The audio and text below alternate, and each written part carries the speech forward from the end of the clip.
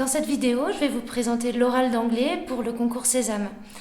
Alors cette épreuve compte pour 3/8 de la note. Vous aurez 15 minutes pour vous préparer et 15 minutes pour faire votre présentation devant le jury. Vous aurez à présenter un commentaire sur un texte qui est généralement un extrait publicitaire de la presse écrite.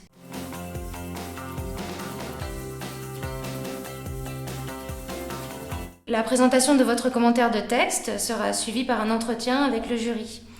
Alors, d'une part, le jury va observer votre capacité d'expression orale en anglais, et d'une autre part, ils vont observer également votre capacité de compréhension et voir comment vous pouvez entendre une question et y répondre de façon pertinente. Ne vous inquiétez pas si le sujet ne vous a pas trop inspiré. En fait, ce que le jury attend de vous, c'est une présentation simple, claire, précise.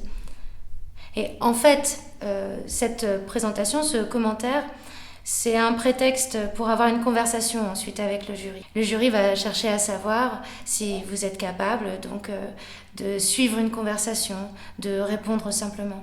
En ce qui concerne votre compréhension de l'anglais, évidemment, c'est pas un problème de poser une question si vous n'avez pas compris, de demander de répéter un mot.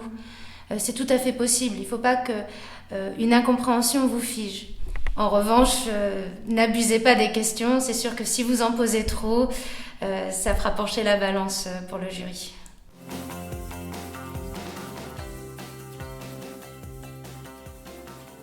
C'est important d'être réactif pendant la conversation que vous aurez avec le jury.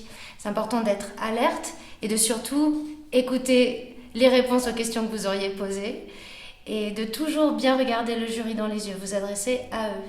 Une erreur à éviter, c'est d'essayer de gagner du temps en faisant de longues pauses ou en répétant la même chose plusieurs fois. Sachez que le jury voit des candidats toute la journée et il repère assez vite ce type de comportement. En fait, vous devez surtout vous appliquer à ce que le jury passe avec vous un moment agréable. Donc surtout pour votre oral, détendez-vous.